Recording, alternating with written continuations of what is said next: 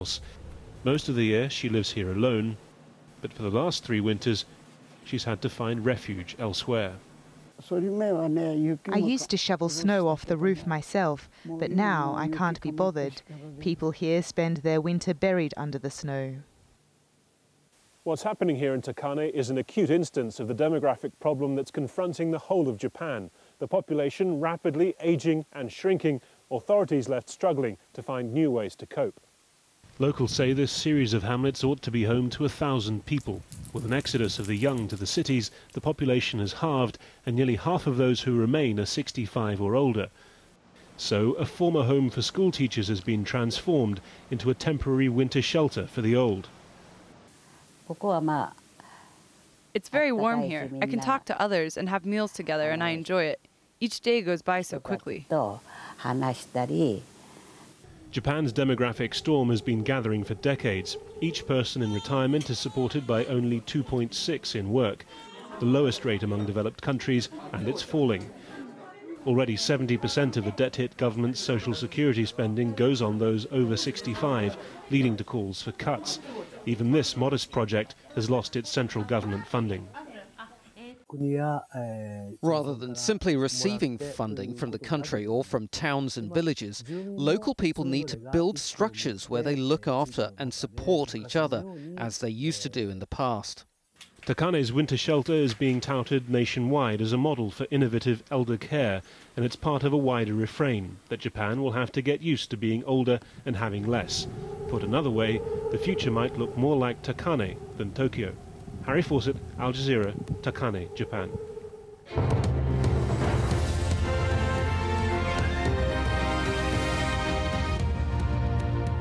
This is Al Jazeera, and these are the stories making the headlines now. Iraq's largest oil refinery has been shut down after a bomb attack. The Beji complex in northern Iraq is now said to be on fire.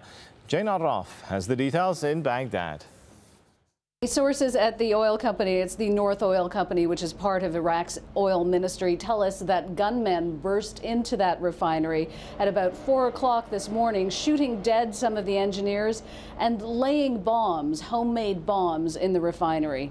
Now, that refinery is part of a large complex. It's one of several parts of the Beji complex, which is the biggest refining complex in the north of Iraq, where most of the northern oil fields are. And it is expected to affect refined products such as kerosene, gasoline, all those things that they need to keep this country running. So definitely a blow, and certainly a sign that something we haven't seen in a long time, sabotage of the oil installations, appears to be back. Well, that bombing follows anti-government rallies held throughout Iraq. These pictures appear to show police firing at protesters in the Iraqi city of Al-Fallujah. 12 people were reported to have been killed in nationwide demonstrations. In Libya, protests are entering their 9th day, and they've been gaining more support from inside and outside of the country. Well, these pictures appear to show soldiers switching sides in Zawiya. They're welcomed by jubilant protesters. Elsewhere in the capital, the Libyan leader addressed supporters in person, promising to fight to hang on to power. The international community has been weighing in, sanctions now coming from the US and NATO, plus a call for action from the UN chief. Well, there have been angry confrontations between activists and soldiers in Egypt 2 weeks after President Hosni Mubarak was toppled. Protesters want the military to replace the cabinet appointed by Mubarak. They say soldiers beat them with their batons, used tasers and fired into the air to disperse them outside a government building in Cairo. Well, police in New Zealand say the death toll in Tuesday's earthquake has gone up to 145. With more than 200 people still missing, well, that number is expected to rise further. Search teams from 6 countries have been flown in to help the local rescue effort. Well, it's Witness next. Stay with us here on Al Jazeera.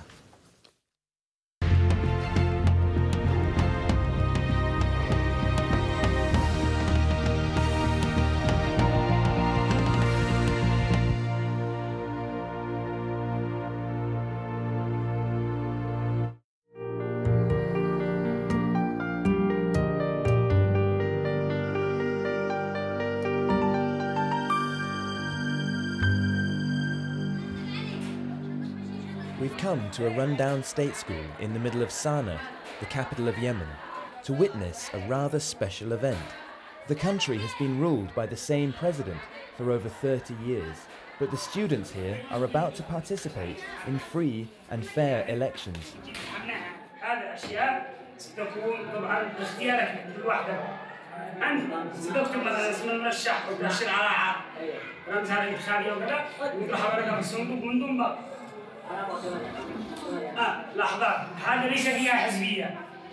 بعض الناس يظن أن هناك مؤتمر إصلاح اشتراكي ناصري، لا، هذا ليست حزبية. هؤلاء زملائكم سيمثلون برلمان أطفال بشكل عام من أجل الحكم، من أجل مش مؤتمر وإصلاح اشتراكي وناصري، لا. أنت تختار الشخص ذاته بشخصيته، لأن ما الحزبية ما تدخل. الشخص أيضا. تفضل. بسم الله الرحمن الرحيم. 1. العمل على توفير الجميع. مرشحكم محمد علي يحيى رزق السرمي. أولاً العمل على توفير جميع حقوق الأطفال بل الاستثناء. 2. العمل على حماية الأطفال من جميع ممارسات التي تقع ضدهم. 3. حماية الأطفال من تمييز وجميع صور الإهمال والتقصير. 4. نشر الوعي العالي والثقافة بين جميع الطلاب. 5.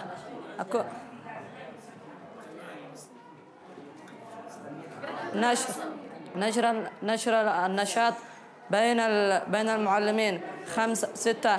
أنا أحترم الأساتذة والطلاب. 7. Winning election to the highest office is never easy.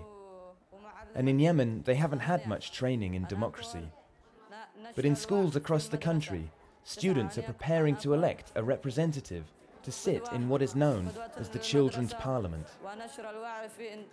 Organised by local NGO Democracy School, the Children's Parliament hold their opening session inside the real Parliament in Sana'a.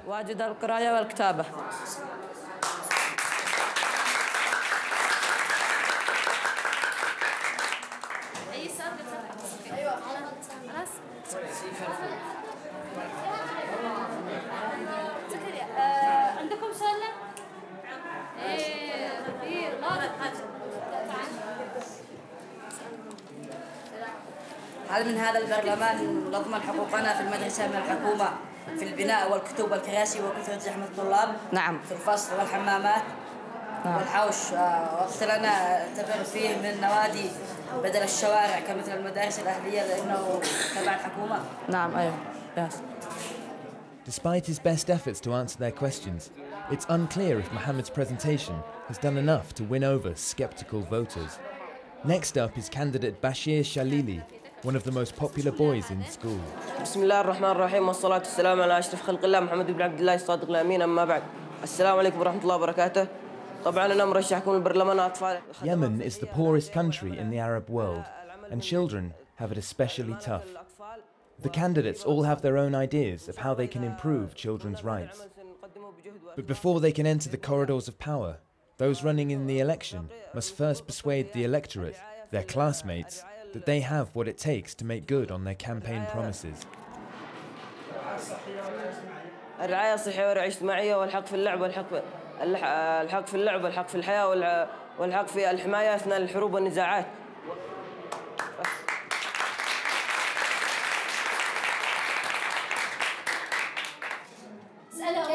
كيف بنفعل بالتقبلية حقوق الأطفال؟ إن شاء الله نحاول نفعل لهم مراكز تقول لهم هذا المتسولين واليتامى نحقق لهم اللي يشتوا إن شاء الله. The students have great expectations of what they would like to see their representatives achieve. A daunting task in a country where children's rights are little more than ink on paper.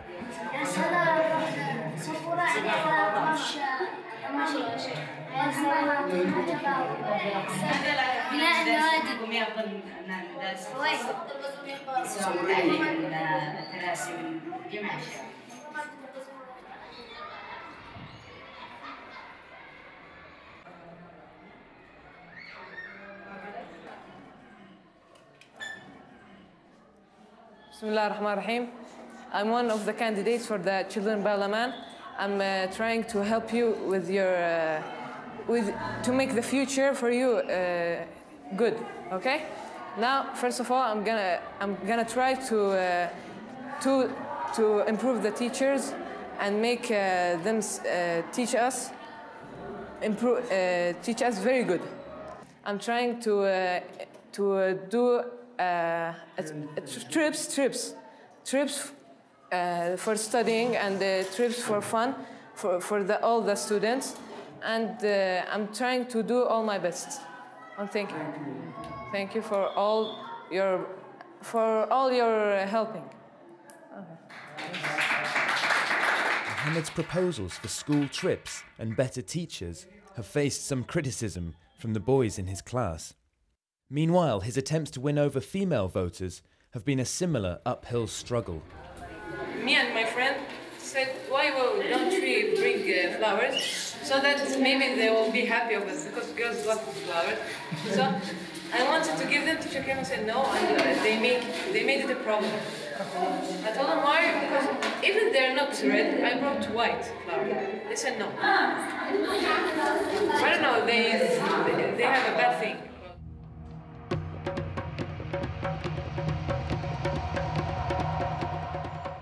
In Yemen's deeply conservative Muslim society, tribal traditions still play a strong role. Yet nearly half the population is under 15 years old.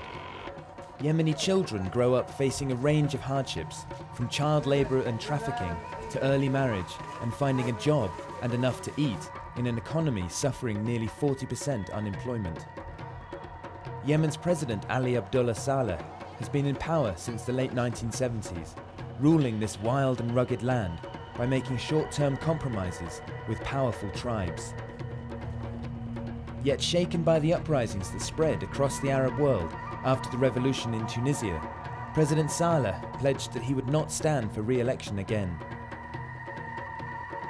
With the economy close to collapse and the nation risking becoming a failed state, problems for which the adult politicians appear to have few answers, Yemen's young parliamentary hopefuls, students like the popular Bashir Shalili, are hoping they can get their voices heard. بحاول إن شاء الله أن أقدم لزملائي أفضل ما هو موجود في برلمان الأطفال، وهو العمل على الحد من عمالة الطلاب وتفريغهم إلى المدرسة. عمالة الأطفال، أنت مع عمالة الأطفال مثل ما يجي يقول لك أنا الطفل يشتغل ويدرس؟ لا، أنت إن الطالب يتعلم بس. بالنسبة لحقوق الأطفال مثلا الزواج المبكر